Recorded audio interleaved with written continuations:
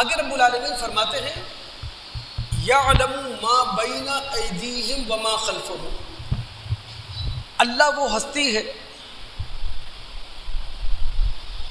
جو کچھ ہمارے سامنے ہے اس سے بھی واقف ہے،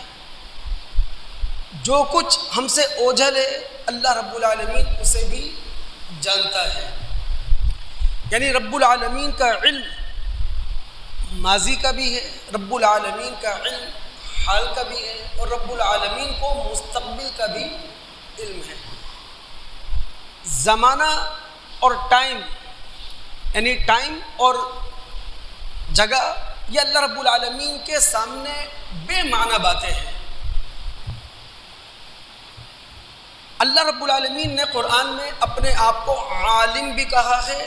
اپنے آپ کو علیم بھی کہا ہے۔ اب اللہ رب العالمین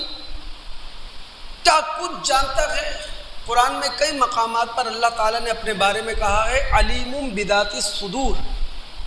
اللہ رب العالمین سینوں کے رازوں کو جانتا ہے، یعنی جو خیالات ہمارے دلوں میں پھوٹتے ہیں، جو ارادے ہمارے اندر بنتے ہیں، جو کچھ ہم اندر سوچتے ہیں، اللہ رب العالمین اس سے بھی واقف ہے۔ اللہ رب العالمین کا جو علم ہے وہ ذاتی ہے، اللہ رب العالمین کا علم خانہ زاد ہے۔ نعوذ باللہ اللہ رب العالمین حصول علم کے ذرائع کا پابند نہیں ہے، محتاج نہیں ہے۔ دیکھیں ہم انسانوں کے پاس جو علم آتا ہے وہ کسی نہ کسی ذریعے سے آتا ہے، ذریعہ نہ ہو تو ہم بے خبر رہتے ہیں۔ کوئی استاد علم کا ذریعہ بن جاتا ہے، کوئی کتاب علم کا ذریعہ بن جاتی ہے، ہمارا تجربہ علم کا ذریعہ بن جاتا ہے، کوئی حادثہ پیش آ جائے، کوئی واقعہ پیش آ جائے جسے ہم اپنی آنکھوں سے دیکھ لیں، وہ علم کا ذریعہ بن جاتا ہے۔ تو ہم انسان اپنی معلومات میں حصول علم کے ذرائع کے محتاج ہیں، لیکن اللہ رب العالمین کا جو علم ہے وہ ذاتی ہے، وہ خانہ زاد ہے،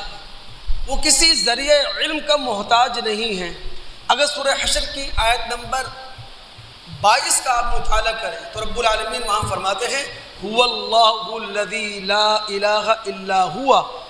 عالم الغیب والشہادہ هو الرحمن الرحیم، اللہ وہ ہے جس کے سوا کوئی معبود برحق نہیں ہے،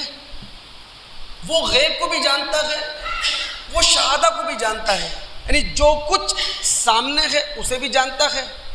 جو کچھ تمہاری نظروں سے اوجھل ہے، جو کچھ تم سے پوشیدہ ہے اس سے بھی اللہ رب العالمین واقف ہے۔ اور اللہ رب العالمین کی رحمت جوش مارتی ہوئی رحمت ہے،